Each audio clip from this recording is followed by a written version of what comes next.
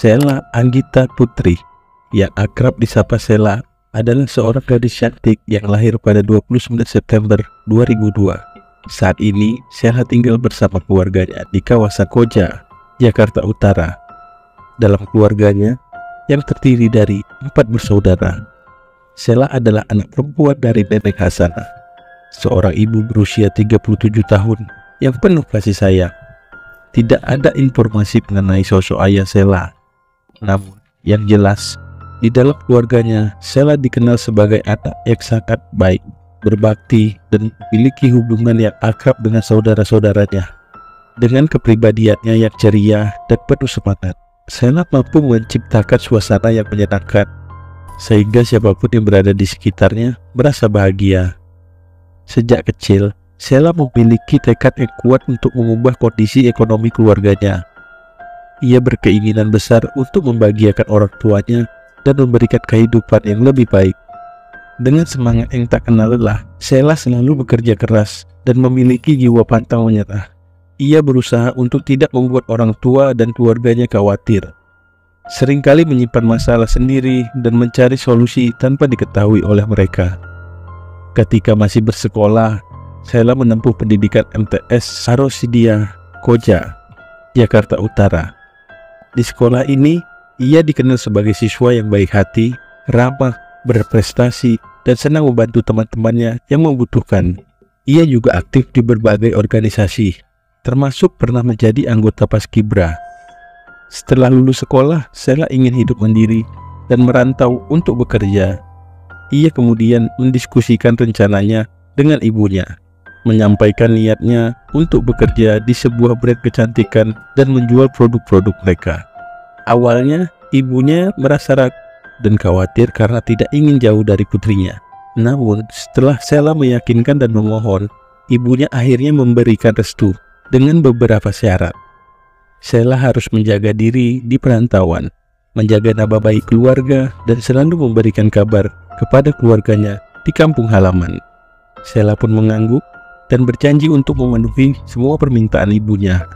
Dan pada akhirnya, Sela memutuskan untuk merantau ke Indramayu, di mana ia tinggal di sebuah rumah kos di Kelurahan Lemah Mekar, Kabupaten Indramayu, Jawa Barat.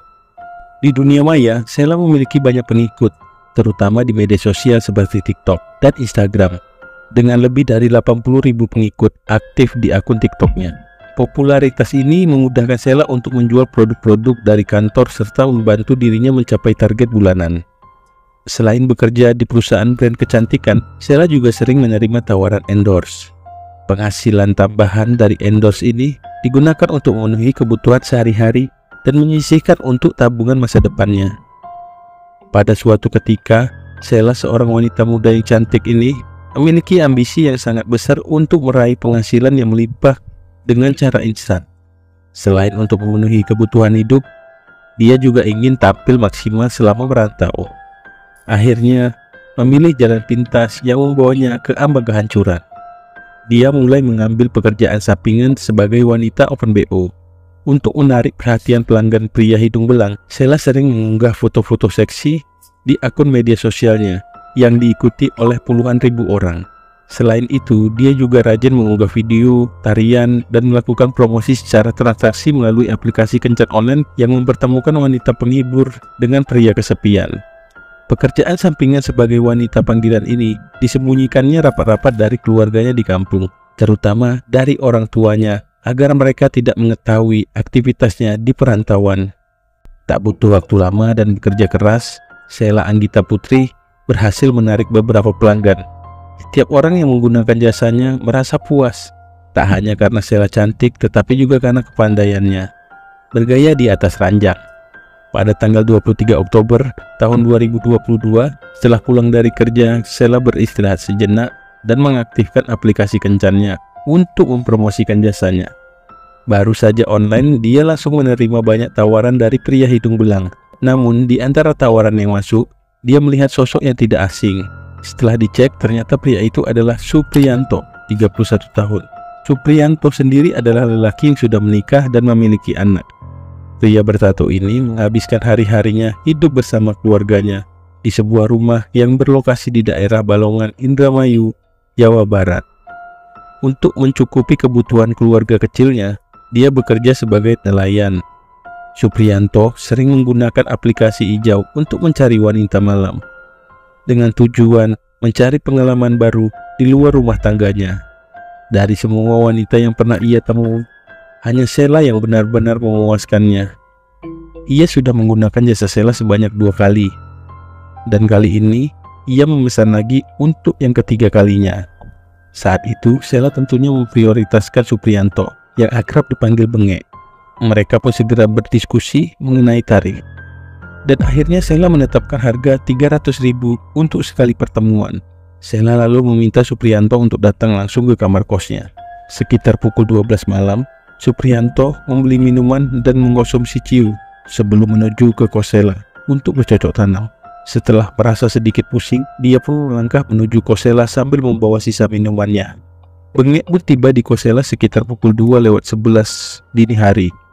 Sebelum melakukan hubungan intim, Bengek pun mengajak Sheila untuk minum bersama terlebih dahulu. Setelah itu, barulah mereka akan berlanjut ke aktivitas berikutnya. Seperti biasa, Sheila meminta pembayaran terlebih dahulu. Namun sayangnya Bengek hanya membawa uang sebesar 50.000. Karena uang yang seharusnya digunakan untuk membayar Sheila telah habis untuk membeli minuman. Awalnya, Sheila menolak untuk melayani Bengek sebelum ia melunasi pembayaran. Namun, Bengek bersikeras karena hasratnya sudah tidak tertahan. Dia bahkan memberikan ponsel sebagai jaminan kepada Sheila dan berjanji akan melunasi pembayaran dalam 2 hari ke depan untuk menebus jaminan tersebut. Meskipun begitu, Sheila tetap dengan pendiriannya. Mungkin karena kesal dengan sikap Bengek, Sheila pun menyebut Bengek dengan sebutan sebagai lelaki kiri. Kata-kata Sheila memicu kemarahan Bengek, dan ia tidak terima dengan pernyataan tersebut. Terjadi adu argumen antara keduanya di dalam kamar. Beberapa saat kemudian, Bengek meminta Sheila untuk berbaring di sampingnya.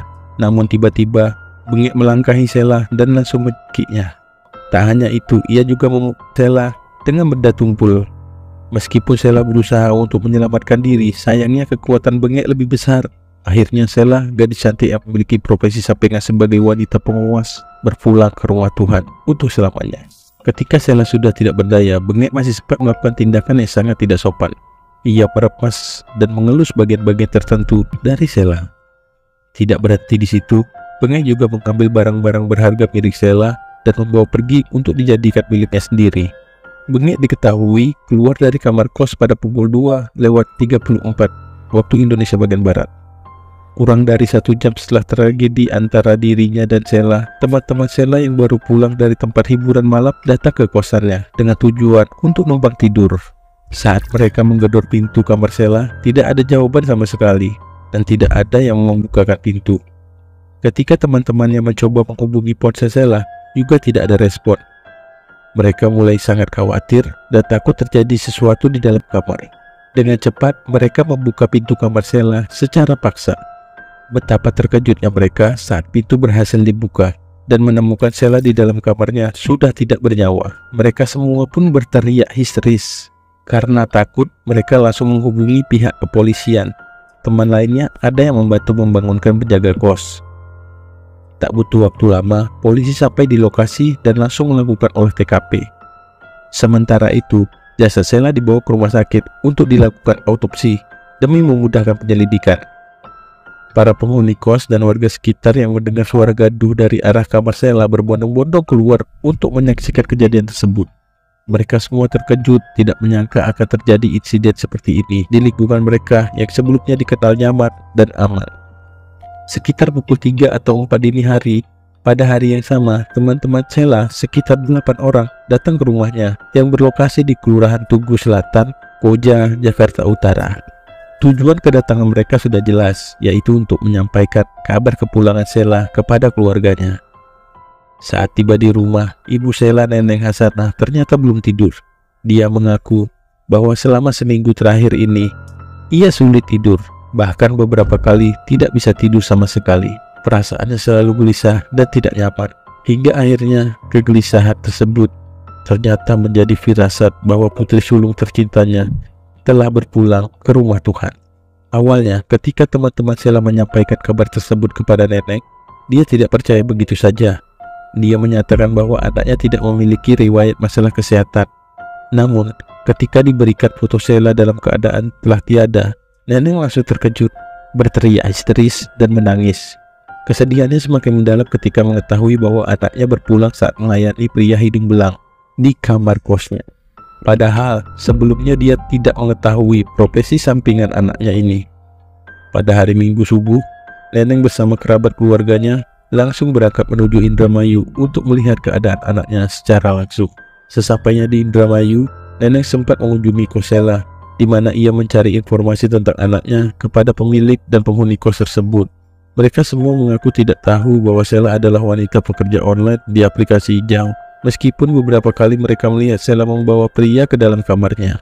Namun, mereka tidak curiga dan menganggap pria-pria tersebut hanyalah teman kerja Sheila di kantor. Di sisi lain, pihak kepolisian terus mendalami penyelidikan untuk mengungkap kasus ini. Dimulai dari mengumpulkan keterangan dan beberapa saksi di lokasi kejadian hingga memeriksa rekaman CCTV. Begitu identitas pelaku utama terungkap, kepolisian segera membentuk tim khusus untuk menangkap bengek di tempat persembunyiannya. Akhirnya, dalam waktu kurang dari 24 jam, tepatnya pada Minggu 23 Oktober tahun 2022, sekitar pukul 9 malam, polisi berhasil menangkap bengek tanpa perlawanan di rumahnya yang terletak di kawasan Kabuyutan, Sukamajaya, Desa Kenanga, Kecamatan Sindang, Indramayu. Bengek, seorang pria beristri yang suka mencari gadis melalui aplikasi hijau, langsung dibawa ke Mapolres Indramayu untuk penyelidikan lebih lanjut. Dari tangannya, polisi mengamankan beberapa barang bukti, termasuk pakaian, dompet, dan 1 unit sepeda motor, serta barang bukti lainnya milik Sheila. Dalam pemeriksaan, Bengek mengaku bahwa motif tindakannya adalah karena merasa sakit hati dan terhina oleh ucapan Sheila yang menyebutnya sebagai lelaki kere. Untuk mempertanggungjawabkan perbuatannya, Supriyanto alias Bengek dijatuhi hukuman penjara selama 15 tahun. Dikenakan pasal berlapis antara lain pasal 338 KUHP tentang penghilangan nyawa yang dilakukan dengan cara tidak manusiawi, serta pasal 36 ayat 3 KUHP tentang pencurian dengan kekerasan yang mengakibatkan kematian. Sheila Anggita Putri yang kini hanya menyisakan nama dan kenangan dibawa pulang oleh keluarganya dari Indramayu ke kampung halamannya pada Senin 24 Oktober tahun 2022 sekitar pukul 1 waktu Indonesia bagian Barat. Setibanya di rumah duka, keluarga langsung membuka kain kafan dan tak bisa menahan tangis mereka. Mereka tidak menyangka Sheila akan pergi secepat ini dalam keadaan yang begitu tragis. Keluarganya menemukan bekas-bekas kekerasan pada leher dan kepala Sheila, serta kain kafannya yang dipenuhi cairan merah. Setelah melalui proses panjang di rumah duka, Sheila akhirnya dimakamkan di TPU Semper Cilincing, Jakarta Utara. Di tengah kesedihan, ibunya masih sulit melepaskan kepergian putri tercintanya.